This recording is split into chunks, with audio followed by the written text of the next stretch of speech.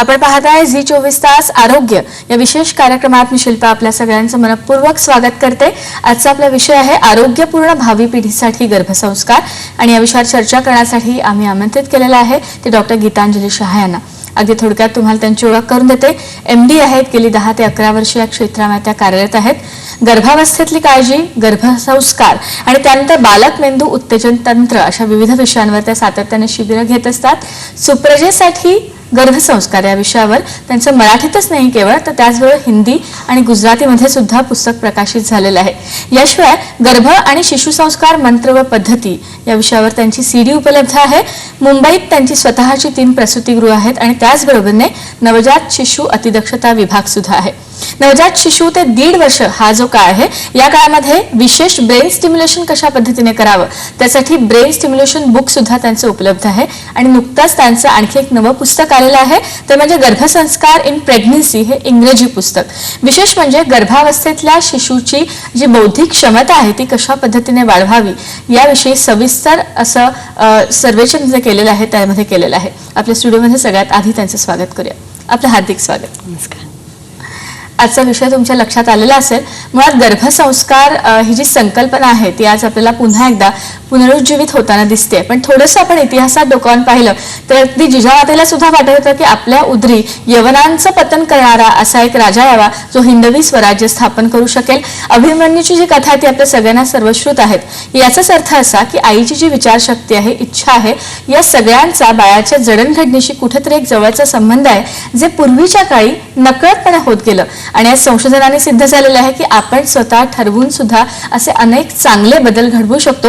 गर्भसंस्कारांच्या माध्यमातून कशा पद्धतीने ते घडवायचे, नेमक्या कुठल्या महिन्यात आपण याला सुरुवात करायची, इथपासून ते अगदी बालकाच्या मेंदूला चालना कशा पद्धतीने द्यायची या सगळ्यावर आज आपण चर्चा करतोय। 1800221010 हा आमचा टोल फ्री दूरध्वनी क्रमांक आहे। आपण जरूर संपर्कात राहा। तुमच्याही प्रश्नांचं स्वागत आहे।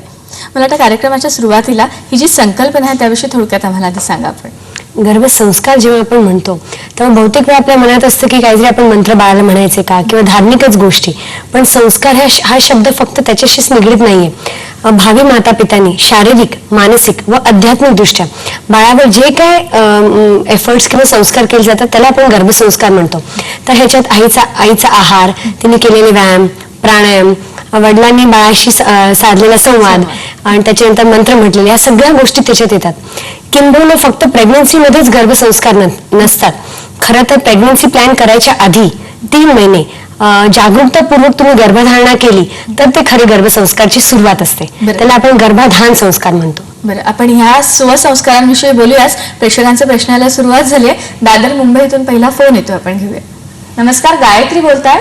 हॅलो, हा बोला। आपल्या दोघांनाही नमस्कार। नमस्कार डॉक्टर, मला असं विचारायचंय की साधारणतः कोणत्या महिन्यापासून, म्हणजे अगदी दिवस राहिले आपल्याला समजलं 1.5 महिना 2 महिने तेव्हापासून ह्या गोष्टीची म्हणजे सुरुवात करावी का? त्यासाठी विशिष्ट वेळ किंवा असं काही असावं लागतं का? आणि त्या ह्यानी होणारं अर्भक जे आहे ते खरोखरी हेल्दी आणि अशा ह्यानी होऊ शकतं का की जेणेकरून फार म्हणजे आपल्याला त्याचा उपयोग आहे ह्याची खात्री पटेल? याबद्दल मार्गदर्शन करावं। धन्यवाद। मुळात सुरुवात केव्हा करावी, केव्हा करावी? जसं आपण म्हणत होतो की प्रेग्नन्सीच्या आधी जर त्यांनी जागरूकतापूर्वक गर्भधारणा केली तर ते उत्तम। त्याच्यानंतर जेव्हा आपण म्हणतो की प्रेग्नन्सी टेस्ट पॉझिटिव्ह आलेली आहे तेव्हा ऑलरेडी गर्भ 3-4 आठवड्याचं झालेलं असतं। त्याची न्यूरल ट्यूब, ब्रेन डेव्हलपमेंट बऱ्यापैकी सुरुवात झालेली असते। तर तेव्हापासून त्यांनी गर्भसंस्कार केले पाहिजेत। आता पहिले 3 महिने जे असतात ते अजून बाळाचे सगळे इंद्रिय अजून कार्यक्षम झालेले नसतात। साधारण 4थ्या महिन्यापासून आपण बाळाशी संवाद, संगीत हे आपण नंतर डिस्कस करू शकतो। पण पहिल्या 3 महिन्यात जेव्हा उलट्या उचमळणं ह्याचा सगळ्याचा त्रास होत असतो तेव्हा एक तंत्र असतं ज्याला आपण व्हाईट लाईट व्हिज्युअलायझेशन म्हणतो। तर गर्भस्थ स्त्रीने डाव्या पायातून एनर्जी घेऊन मेंदूमध्ये पिट्युटरी ग्लँड म्हणून एक जी मास्टर ग्रंथी असते संप्रेरकांची, तिथे एनर्जी आपण कॉन्सन्ट्रेट करून मग आपला जो शिशु वाढत आहे म्हणजे त्याचा साईज अगदी छोटा असतो, काही इंसांमध्ये असतो तो शिशु, पण त्याचे ही जे 3 महिने असतात त्याचे सगळे अवयव फॉर्म होत असतात, हृदय, लंग्स। तर तेव्हा काही डिफेक्ट झाला तर तो तर आयुष्यभर त्याचे प्रॉब्लेम होऊ शकतो. बरोबर. तर तिने सकारात्मक विचारधारा गर्भावर टाकायला पाहिजे सबकॉन्शियस माइंडनी, की तुझे सगळे अवयव चांगले होत आहेत, तुला फॉलिक ऍसिड, माझ्या शरीरातून इतर काही सगळे न्यूट्रिएंट्स मिळत आहेत.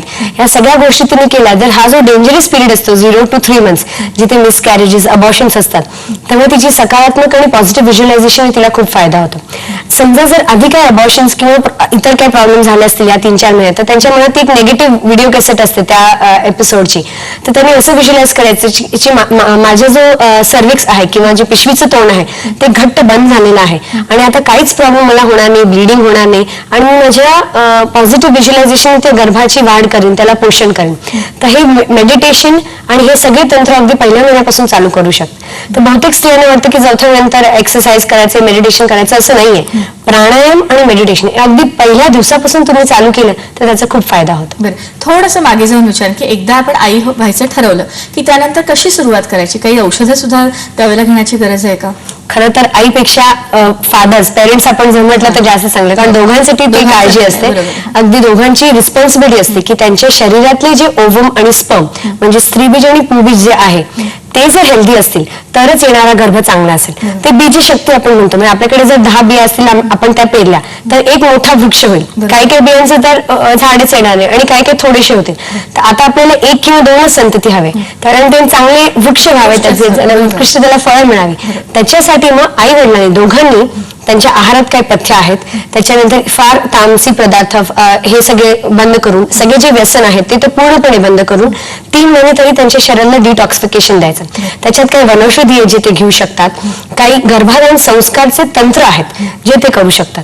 म्हणजे ह्या याच्यात कसं त्यांनी व्हिज्युअलाइज करायचं की आपल्या उदरात आता चांगलं बाळ येणार आहे आणि जे ओव्हरीज आणि स्पर्म आहेत त्याच्यामधले जे DNA किंवा जेनेटिक डिफेक्ट्स आहेत हे पुढच्या पिढीमध्ये येता कामा नये. तर ह्याला आपण पंचमहाभूत ध्यान म्हणून एक व्हिज्युअलायझेशन तंत्र त्यांना शिकवत असतो. तर गर्भ सगळ्या 5 एलिमेंट्स मधून बनलेला असतो, अग्नी, वायू वगैरे. तर प्रत्येक पंचमहाभूत अग्नी, वायू, पृथ्वी ह्याच्याकडून गर्भाचे प्रत्येक अवयव बनवत असतं. फॉर एक्झाम्पल अग्नी म्हणून बाळाचे डोळे बनत असतात, असं काही काही प्रेडिशन मेडिसिन मध्ये आहे. तर ते व्हिज्युअलाइज करून की हे सगळं व्यवस्थित आहे आमच्या दोघांच्या शरीरात, आमच्या दोघांच्या शरीरातले वात, पित्त, कफाचे दोष सुद्धा चांगलेले आहेत, हे सगळं करून मग तुम्ही प्रेग्नन्सी प्लॅन करायला पाहिजे. तर हेल्थ चांगली असावी म्हणून काही योगासन असतात, सलभासन, मत्स्यासन, हे जे योगासन तुम्ही केले तर जननेंद्रियाने रक्तपुरवठा वाढतो. तर दोघांनी हे योगासन करावे सो दॅट त्यांचे पेल्विक ऑर्गन्स हेल्दी राहतात. आणखी प्राणायाम असे बरेच काय काय गोष्टी असतात. बरं, बाळ व्हायला हवं हे निर्णय घेतल्यानंतर समागम, कारण पूर्वीचं जर आपण पाहिलं, पूर्वीच्या काही ऋषीमुनी मुहूर्त काढून द्यायचे, सच्चाईला सुगंधाने स्नान करून तुम्ही या वेळेला तुम्ही प्रयत्न करा.